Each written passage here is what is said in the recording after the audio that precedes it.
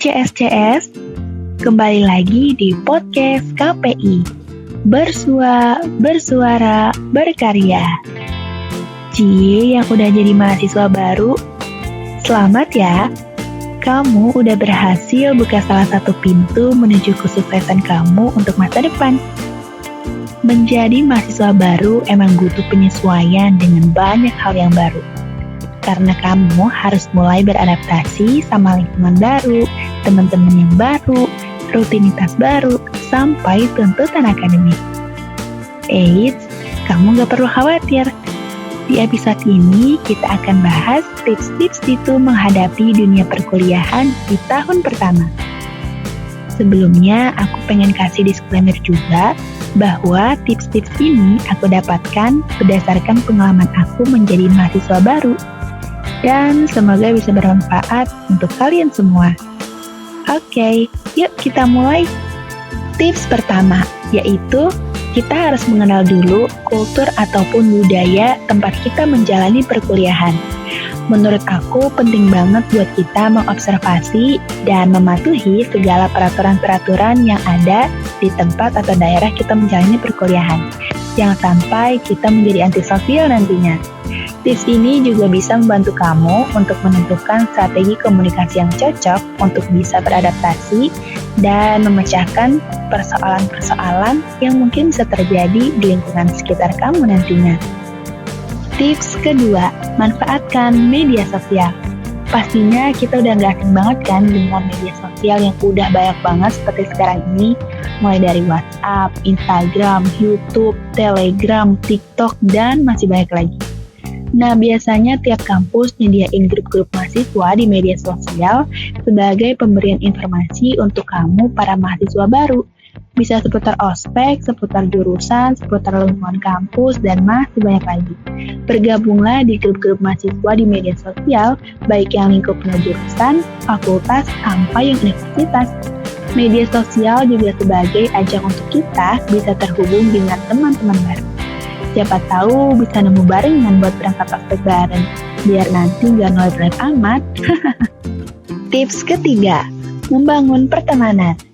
Salah satu privilege kita sebagai mahasiswa adalah bisa terhubung sama teman-teman dengan latar belakang yang berbeda-beda. Jangan takut untuk membuka diri dan bersikap ramah kepada orang lain. Sapa teman kelas, ajak ngobrol teman di asrama, dan tunjukin bahwa kita emang tertarik buat mengenal mereka. Jangan gunain dalih introvert untuk takut membuka percakapan dengan orang baru. Mulai aja dengan percakapan kecil kayak kamu asal daerah mana, atau kamu ngepas di mana. Nanti juga lama-lama nggak sendiri, walaupun awalnya ngerasa gugup. Ingat bahwa semua orang juga ngerasain hal yang sama di awal perkuliahan. Tips keempat, aktif di kelas. Ruang kelas bisa jadi wadah pertama kita di kampus untuk bisa menggali potensi diri. Jangan hanya duduk diam mendengarkan materi dari dosen aja di kelas, tapi kita bisa ikut aktif menjawab pertanyaan dari dosen dan diskusi. Walaupun pada akhirnya kita akan dipaksa diskusi dalam memecahkan sebuah masalah di tugas-tugas kuliah nantinya. Ini bisa jadi cara kamu untuk nunjukin kemampuan dan menarik perhatian teman-teman kelas. Dalam arti positif ya. Tips yang kelima, jalin komunikasi dengan senior. Senior di kampus bisa menjadi sumber informasi dan mentor yang berharga. Tapi gimana ya caranya bisa terkoneksi dengan senior? Kamu bisa bergabung lewat komunitas, organisasi mahasiswa, unit kegiatan mahasiswa atau UKM, volunteer atau pengabdian masyarakat, dan masih banyak lagi. Kita tinggal sesuaikan aja dengan ketertarikan atau minat dan bakat. Misal kalian tertarik dengan dunia broadcasting, kalian bisa bergabung di komunitas televisi, radio, film, podcast, ataupun teater. Atau jurnalistik juga bisa. Atau kalian tertarik dengan dunia olahraga. Banyak banget tuh UKM kayak voli, basket, bahkan sampai bela diri. Nah, forum-forum seperti ini sering menjadi tempat bertukar pengalaman. Jangan ragu bertanya kepada mereka tentang tips perkuliahan, organisasi, bahkan tempat cari magang. Siapa tahu bisa jadi tempat cari cuan ya kan? Kalau ditanya seberapa penting organisasi, menurut aku penting banget dan kenapa nggak dicoba. Selagi kita menjadi mahasiswa baru yang notabene masih punya banyak waktu luang dan organisasi bisa jadi tempat eksplorasi diri terhadap hal-hal baru. Tapi yang gak kalah penting adalah membangun kebiasaan positif itu sendiri. Karena dunia perkuliahan udah berbeda dengan masa-masa sekolah dulu. Di kuliah kalian udah belajar berdiri di kaki sendiri, membuat keputusan dan menanggung resiko sendiri. Intinya, kalian harus tetap menaruh kuliah di prioritas pertama kalian.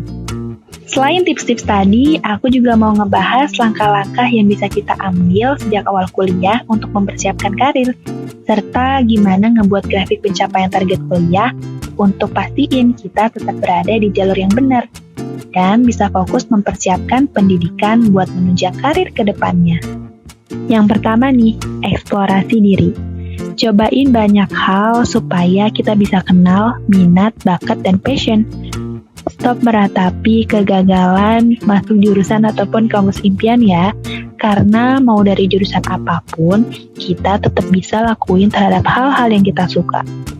Kalau udah coba banyak hal, nanti muncul dengan sendirinya networking atau jaringan sejak dini. Makanya, jangan ragu untuk bergabung di organisasi, komunitas, join seminar, dan berbicara dengan dosen ataupun profesional di bidang kalian. Lewat networking atau jaringan, selanjutnya cari pengalaman kerja. Bisa ikut dari magang, pekerjaan paruh waktu atau part-time yang relevan sama jurusan kita. Terus, jangan lupa buat tujuan jangka pendek dan jangka panjangnya ya. Misal, jangka pendeknya kalian pengen ngumpulin tugas tepat waktu. Jangka panjangnya kalian pengen lulus kumlot. Nah, pokoknya tulis aja apa yang jadi tujuan jangka pendek dan jangka panjang kalian selama kalian kuliah. Setelah itu, buat rencana tindakan. Untuk setiap tujuan, buat rencana tindakan yang jelas. Misal sederhananya, kamu pengen punya IPK bagus. Rencana tindakannya bisa berupa kamu punya jam belajar tambahan, ikut kelompok belajar, ataupun ikut bimbingan, dan lain-lainnya. Dan yang terakhir, monitor kemajuan. Jangan lupa buat grafik pencapaian dari semester ke semester ya. Bentuknya bisa sekreatif kalian sih. Bisa bentuk grafik batang, garis, tentang nilai kalian, bisa juga tentang sertifikasi kalian, penghargaan yang udah kalian dapetin, proyek besar yang udah kalian selesain, dan kegagalan-kegagalan yang udah kalian lalui. Pokoknya setiap kegagalan kalian evaluasi dan ditulis ya. Ingat, setiap kegagalan yang udah kalian laluin, itu artinya kesuksesan semakin dekat. Wah, gak terasa kita udah banyak bincang-bincang tentang tips dan langkah-langkah menjadi mahasiswa baru nih. Jangan lupa dipraktekkan ya CS, walaupun tipsnya sederhana, aku yakin efeknya pasti luar biasa. Tenang aja, walaupun kalian masih maba dan masih awam sama dunia perkuliahan, percaya pada proses bahwa semuanya akan baik-baik aja kok. Kalau kata Najwa Shihab, mempertanyakan semuanya adalah biasa, apalagi untuk seorang maba yang pada esensinya adalah manusia yang bertanya-tanya. Makasih banyak yang udah mendengarkan episode Maba Harus Apa. Kalau kalian punya ide untuk konten selanjutnya, bisa komentar di kolom komentar ya. Jangan lupa untuk like, subscribe, dan share ke teman kamu yang mungkin jadi maba juga tahun ini. Sampai jumpa di episode berikutnya.